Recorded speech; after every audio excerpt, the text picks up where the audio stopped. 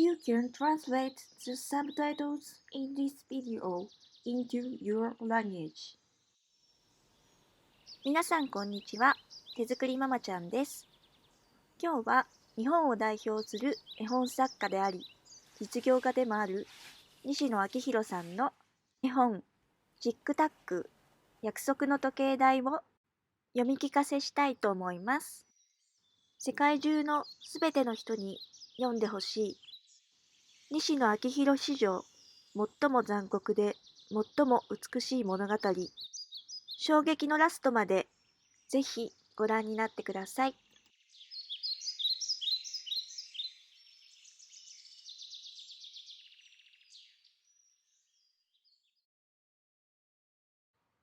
大丈夫、時計の針は必ず重なるから。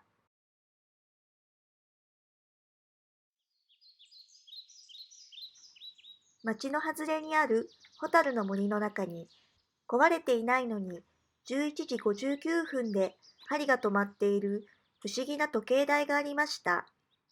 そこに住む偏屈じじいのチックタックは、それでも毎日歯車の手入れをしています。この時計は壊れてなんかおらん。壊れてないのに動かないなんておかしいじゃないですか。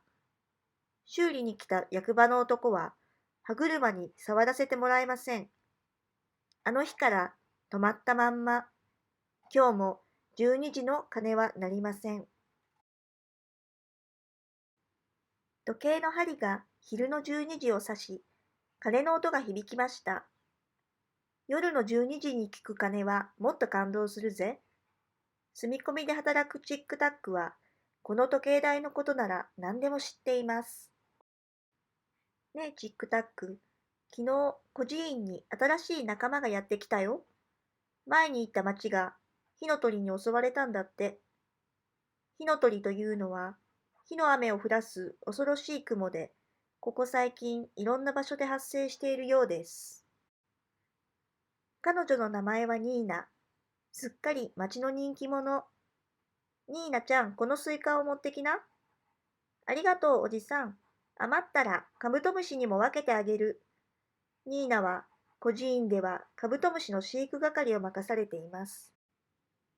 次の日、ニーナが時計台に遊びに来ました。時計台の中に入ったの初めて。おい、走り回るな。時計は精密機械だぞ。チックタックが注意をしても、ニーナはまるで聞こうとしません。言わんこっちゃない。ニーナは抜けた床に足を取られて、すってんころりん。その拍子に歯車を壊してしまいました。ごめんなさい。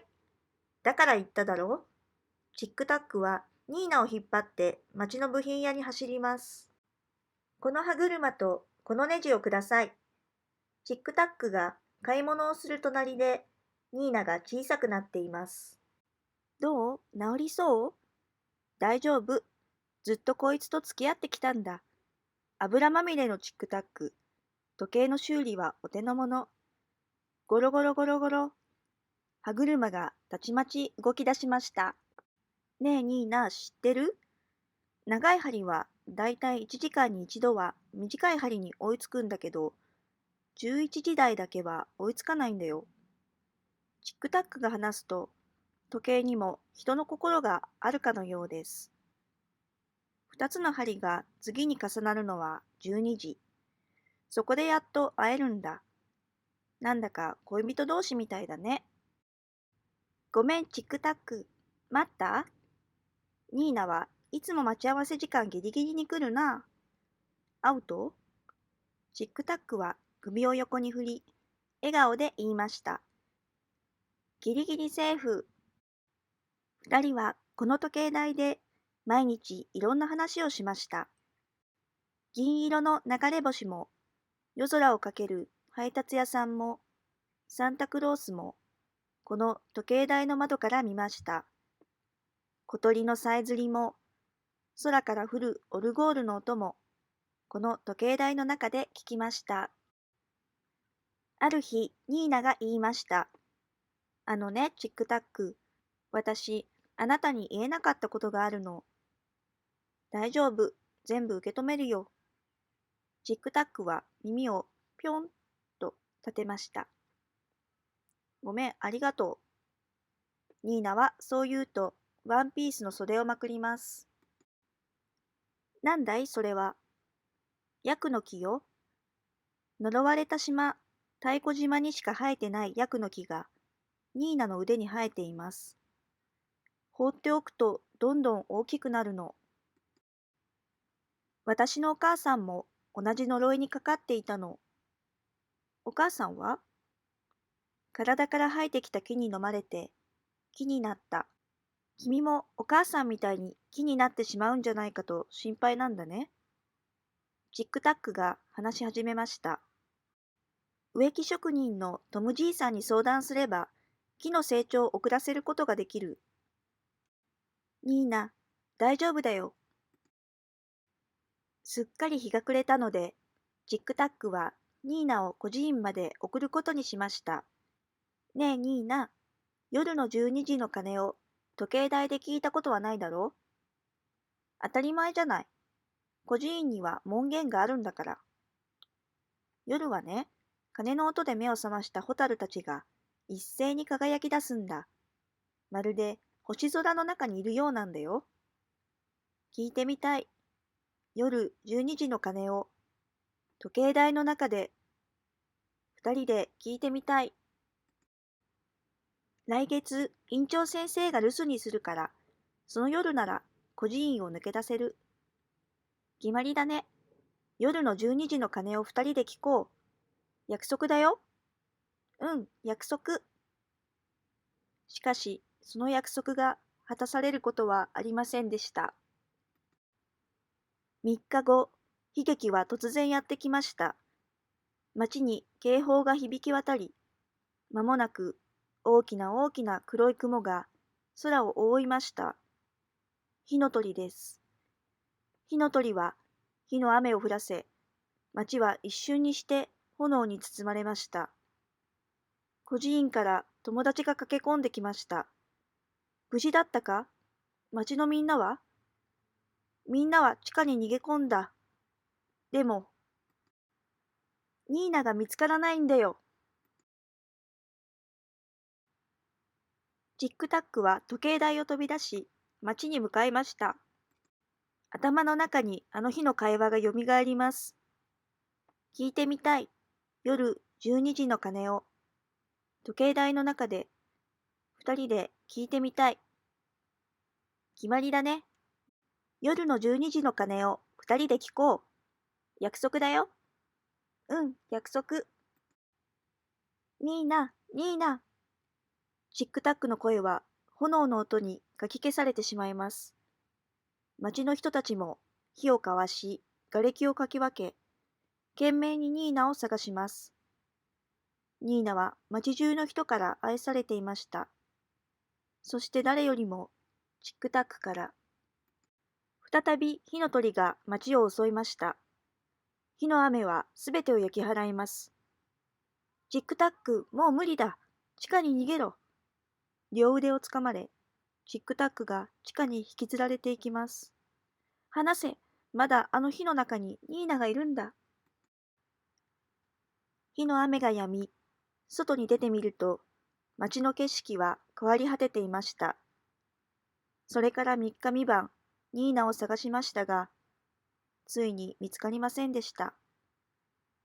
チックタックは時計台に閉じこもり、誰の声にも耳を貸さず、ニーナの葬儀にも参列しませんでした。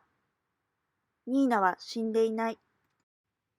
時計台からはチックタックの鳴き声が何日も何日も聞こえてきました。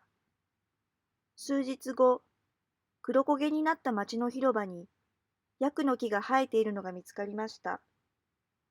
それでもチックタックはニーナの死を受け入れず、ただただ時計台の中で泣き続けたのです。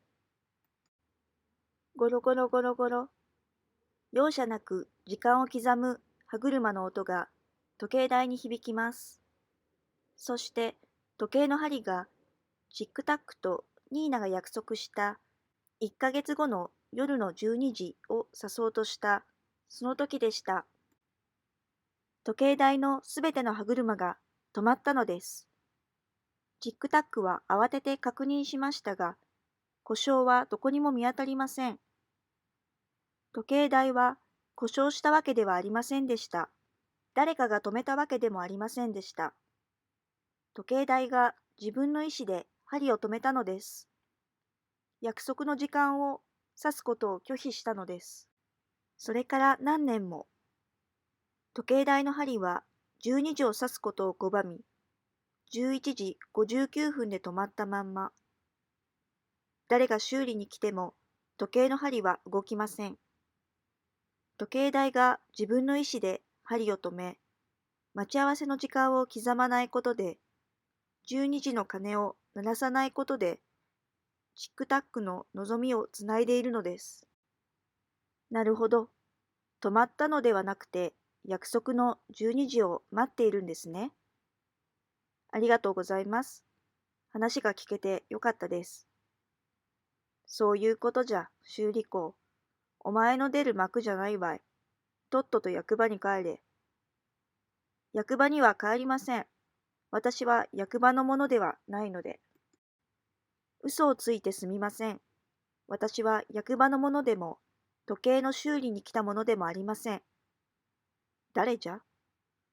医者です。ニーナさんの主治医をしていました。ニーナさんは火の雨が降ったあの夜に死んでなんかいません。冗談はよせ。あの後もニーナさんはあの呪いと懸命に戦い続けたそうです。チックタックが医師に詰め寄ります。ニーナはあの後も生きていたのか？だったらなぜこれまで会いに来てくれなかったんじゃ？身を引いたんです。ニーナさんもあなたに会いたがっていました。でも会うわけにはいかなかったのです。なんで？ニーナさんが孤児院で世話をしていたカブトムシの体からヤクの木が生えてきたからです。ということは、焼け跡から見つかったあのヤクの木は、ニーナさんが世話をしていたカブトムシのものでしょう。彼女を苦しめた呪いの病は遺伝ではなく伝染病だったのです。ニーナさんは呪いの病をあなたに移すわけにはいかなかった。しかし、二人でいるといつか移してしまうことになります。火の雨が降った夜、ニーナさんは皆さんの前から姿を消し、呪いの病を一人で背負う人生を選んだのです。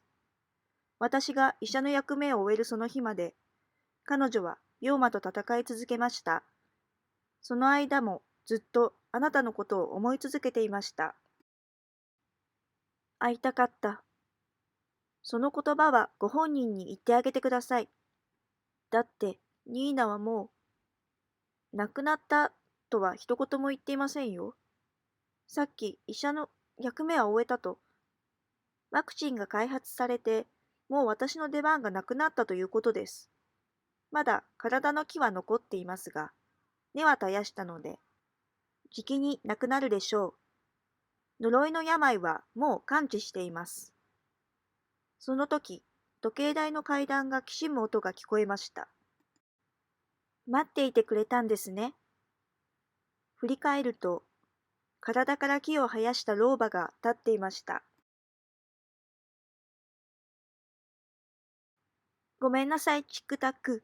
まさか待っていてくれてるなんて思わなかった。私が死んだことにすれば、あなたが楽になると思った。私が死んだことにすれば、あなたの心は次の人に向くと思った。バカなことを言うな。そんなわけないじゃないか。君の死を受け入れられるわけないじゃないか。ごめんなさい、ごめんなさい。私は、私は何年もあなたを振り回してしまった。ニーナは泣き崩れました。大丈夫、大丈夫だよ、ニーナ。ごめんなさい。大丈夫。約束の12時はまだ来ていない。チックタックが時計台の天井を見上げます。こいつが一緒に待っていてくれたんだ。その時でした。ゴロゴロゴロゴロ。時計台の歯車が一斉に回り出しました。修理が済んだわけではありません。誰かが回しているわけでもありません。時計台が自分の意志で動き出したのです。鳴りますね、12時の鐘が。では私はここで。そう言うと、医師は時計台から出て行きました。二人で聞くと約束しただろう？ごめんね、チックタック。待った？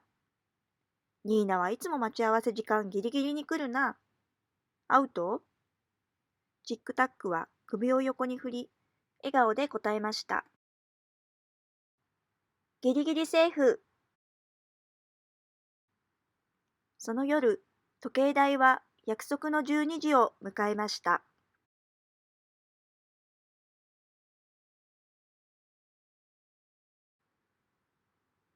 おしまい。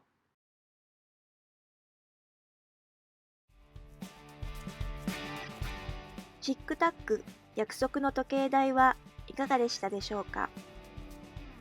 とてもイラストとは思えない光の美しさと、災害や疫病などで苦しむ中でも希望という光をこの絵本から感じられたのではないでしょうか。ぜひこの絵本をお手に取って実際に光を感じてみてください。西野昭弘さんや絵本についての詳細は動画説明欄をご覧ください。最後までご視聴ありがとうございました。また次の動画でお会いしましょう。バイバーイ。